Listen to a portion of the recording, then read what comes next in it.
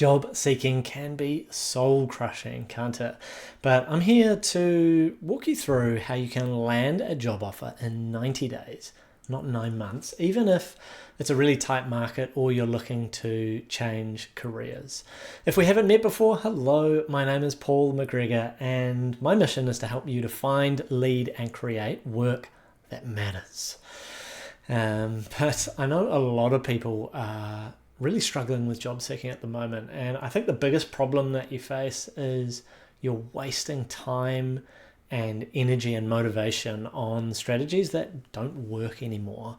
And while you're doing that, good opportunities are slipping away. So I know it can feel sometimes like you're just never going to find good work, like it's impossible right now. You send out lots of applications, but you don't hear anything back. It's like you're invisible, like nobody's even reading them. And then you can find yourself just scrolling the job boards or LinkedIn, hoping that something might pop out. And it leaves you questioning your value and sometimes even losing hope about whether you can find work that matters at all right now. And I know that some people have been looking for 3 months, 6 months, 9 months, 12 months, and it can have a really big impact.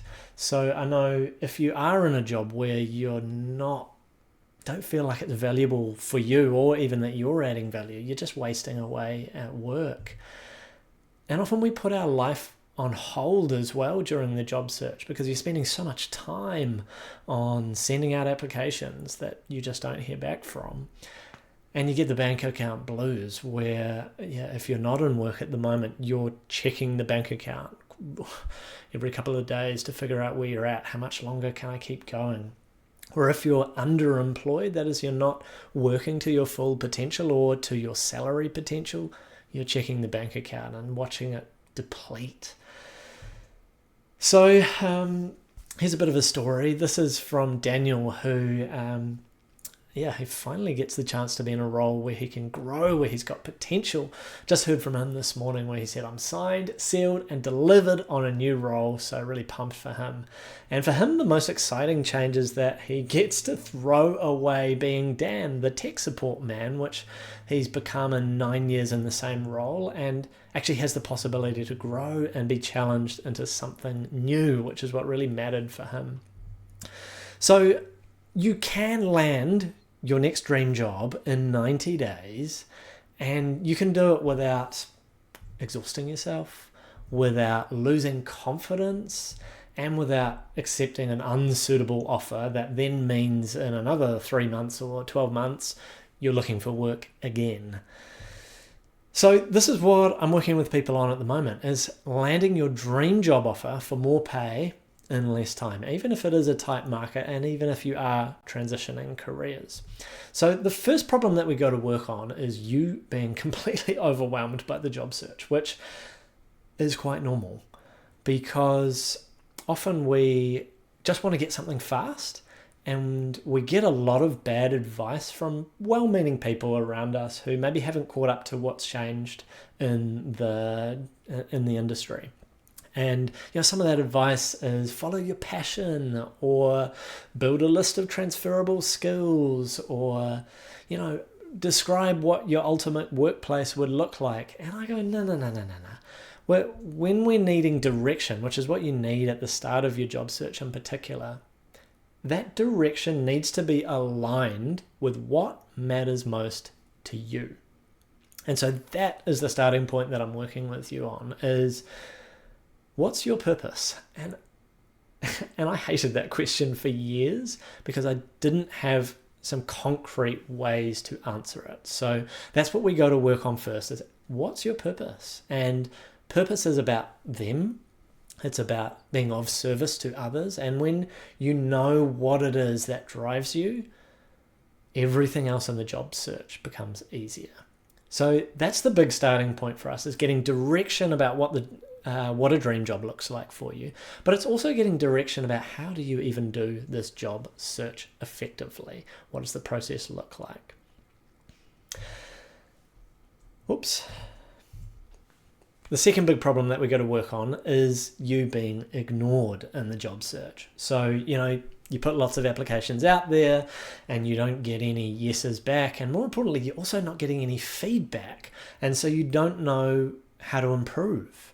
And then you go to different people for advice, and this one tells you to change this in your CV, and that one says no, you should include your more detail about your jobs. This one says less, and you end up questioning yourself and tweaking your CV and your cover letter, but you're just putting applications out and you don't really know why things aren't landing. It's incredibly frustrating. So the next thing we got to work on is connection.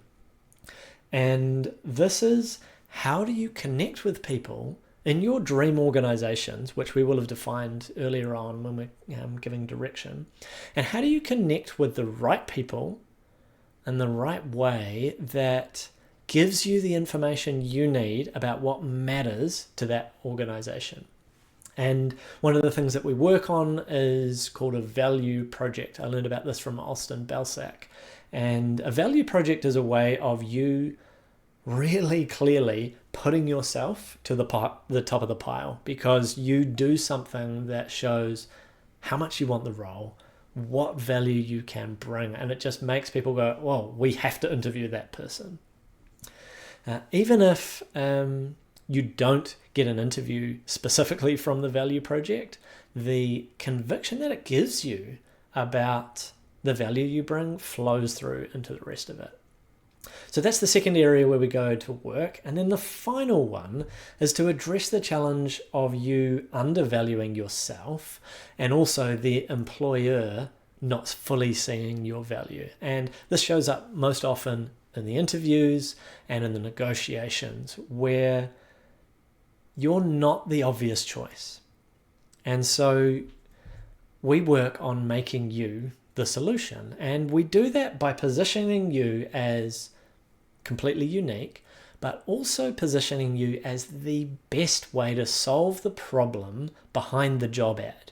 Because every job exists to solve a problem, and once you know what that is, and once you position yourself as the solution to that, you are the obvious choice.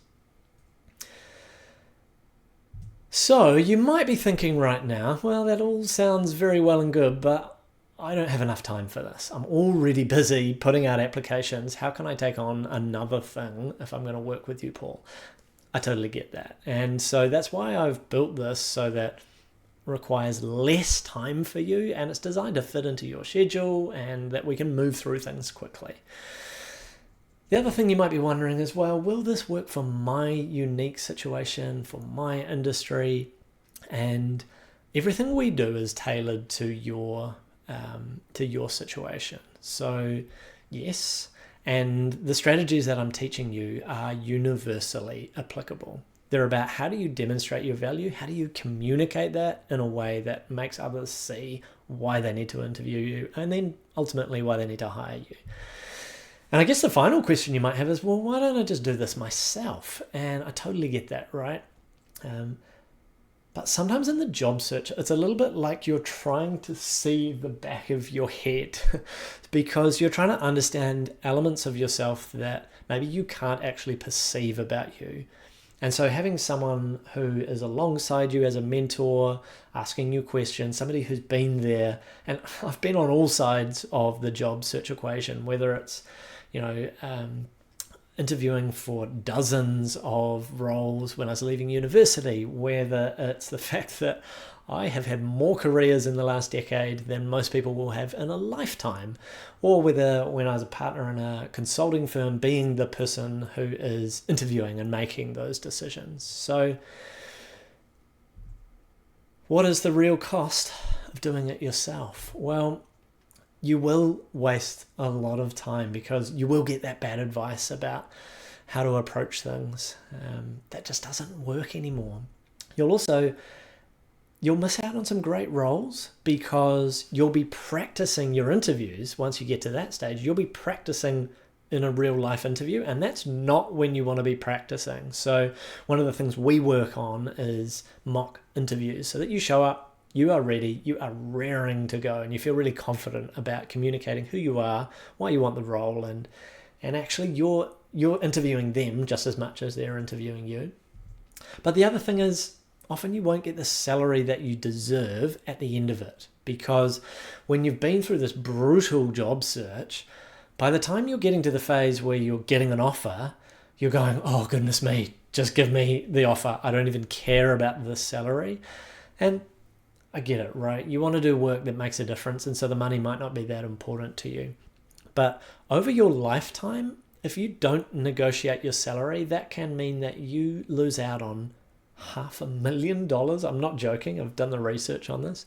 $500,000 over your lifetime, just from missing out on those small incremental changes that you might make to your salary. And so, just heard from someone this morning who had an extra $10,000 in her negotiation because of some of the strategies I was sharing with her. So that really adds up over time, right? And we can do it in ways that feel comfortable, nice, not icky, not salesy, not pushy.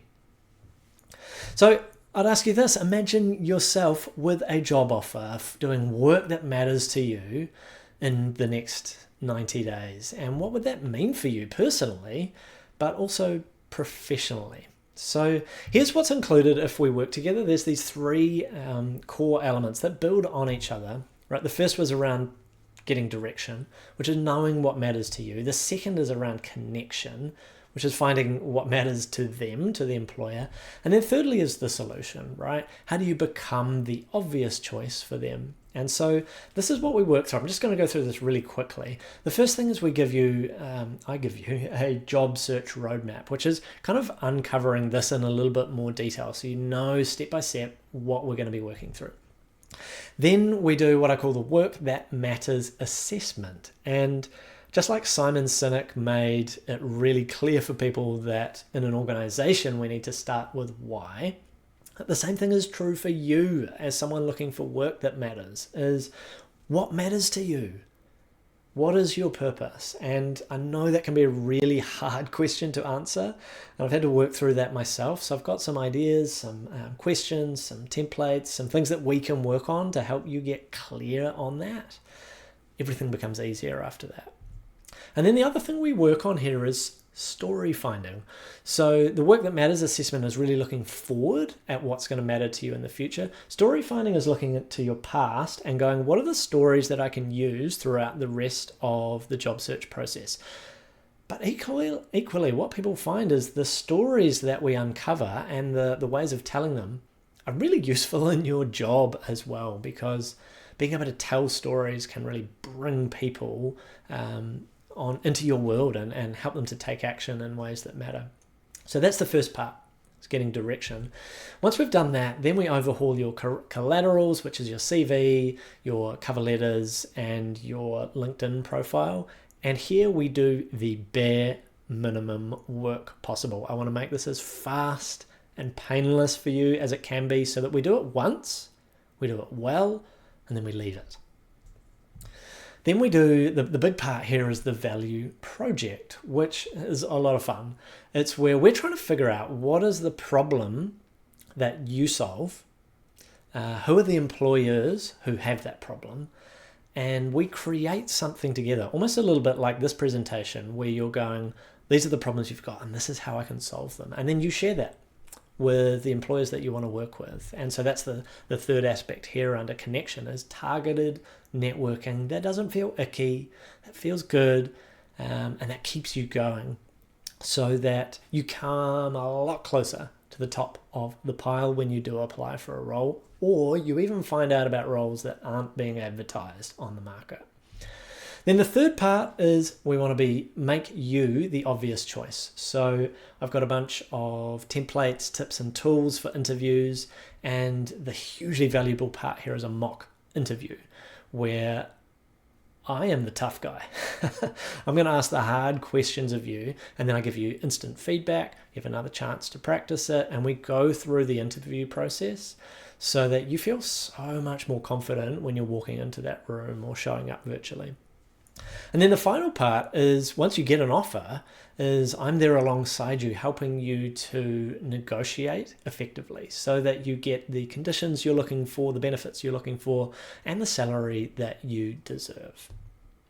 So my guarantee with this program is that you're going to land a job offer in 90 days doing work that matters. And if you don't, or you don't feel confident that you soon will at the end of that 90 days, then we'll just keep working together for another month, for another 30 days, so that you can actually land that outcome for you. Because this is about getting results, not just about navel gazing and figuring out some nice stuff about you, but actually it's about getting you work that matters.